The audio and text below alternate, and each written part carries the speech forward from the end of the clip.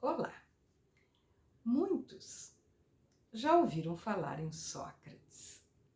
Na internet, muitas frases e citações são a ele atribuídas, nem sempre sendo ele o seu verdadeiro autor.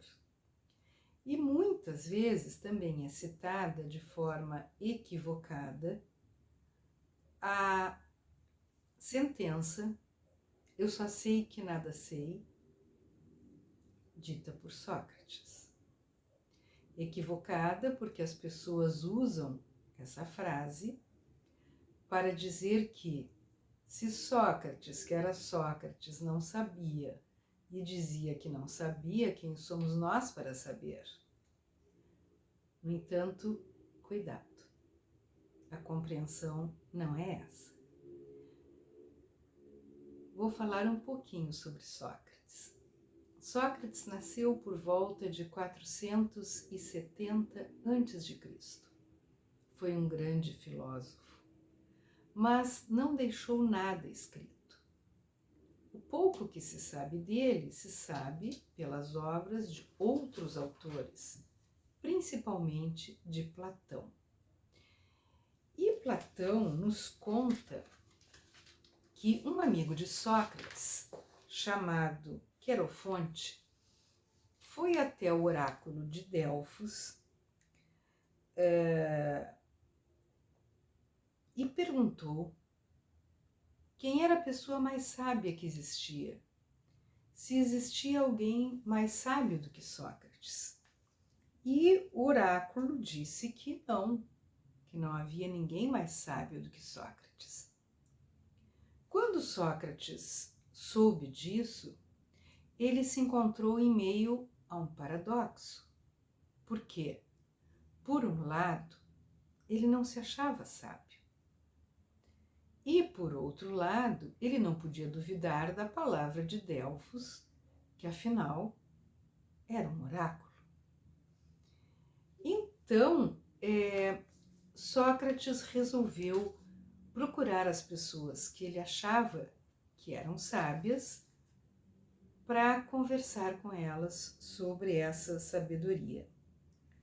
Então, ele vai conversar com alguns políticos. E na conversa que ele tem com esses políticos, ele pôde constatar que esses homens, com quem ele falava, se julgava muito sábio, mas imaginava saber o que ele não sabia. Ou seja, ele não era um sábio. Então Sócrates percebe que esse homem sofre de dupla ignorância. Primeiro, ele não sabe. E segundo, ele não sabe que não sabe. Então Sócrates foi procurar um outro tipo de pessoa. Ele foi procurar os poetas, que também gozavam de uma reputação muito boa na cidade. E ele percebe que os poetas, sob inspiração, escreviam e diziam coisas que eles não sabiam explicar o que era, o que significavam.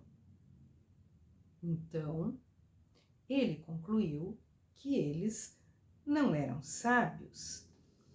E, assim como aconteceu com os políticos, não só eles não sabiam explicar, como não estava claro para eles que eles não sabiam. Então Sócrates foi procurar o último grupo, que era o grupo dos artesãos, que tinham uma competência técnica que lhes permitia fazer obras de arte, belas obras, por exemplo, de marcenaria, e descobriu também com eles que, como eles se achavam competentes naquilo que era de seu domínio, eles achavam que eles sabiam de tudo mais também, e não sabiam. Então, Sócrates se deu conta que ele era o mais sábio entre os sábios, porque ao contrário dos sábios, que não sabiam, Sócrates sabia que não sabia tudo. Daí a frase, eu só sei que nada sei. No entanto, essa frase não reflete exatamente a ignorância de Sócrates. Então, o que Sócrates resolveu fazer? Ele resolveu levar as pessoas a compreenderem que não sabiam através de perguntas e respostas. Ele nunca dizia para a pessoa, não, isso aí que você está dizendo não confere, isso aí não é verdadeiro, você não sabe o que você está dizendo. O que ele fazia? Ele entabulava uma conversa com a pessoa e, mostrando-se ignorante naquilo que a pessoa dizia saber, ia lhe fazendo perguntas para que ela o esclarecesse, mas as perguntas eram feitas de tal forma que levavam as pessoas a um impasse, ou seja, chegava um determinado momento que elas não tinham mais como responder. E então elas se davam conta de que aquilo que elas estavam defendendo não se sustentava. Por exemplo, vamos imaginar uma conversa bem simples. Sócrates pergunta para um sábio, me diga uma coisa, todos os deuses sabem tudo? Todos os deuses detêm a verdade? Sim, responde a pessoa. Aí Sócrates diz, bom, então deve ser uma maravilha viver no Olimpo, porque se todos sabem tudo e se todos têm a verdade, deve ser uma vida muito tranquila. Ao que a pessoa responde, não, nada disso, os deuses brigam muito. Mas por que os deuses brigam muito? Porque cada um quer estar mais certo do que o outro. Bom, mas se cada um quer estar mais certo do que o outro, nem todos os deuses sabem tudo e nem todos os deuses detêm a verdade.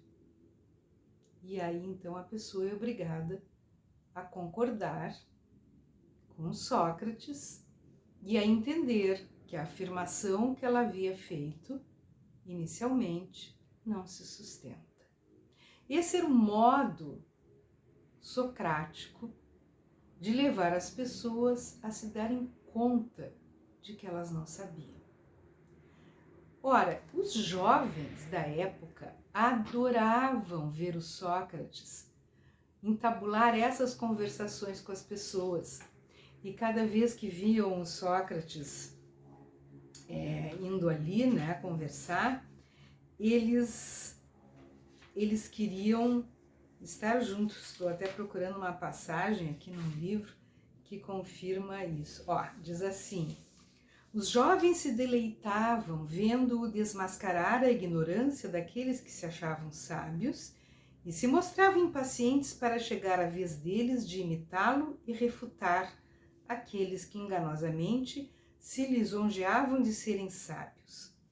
O grande número de êxitos alcançados pelos jovens êmulos de Sócrates incitaram suas vítimas a depor que Sócrates corrompia a juventude. E considerando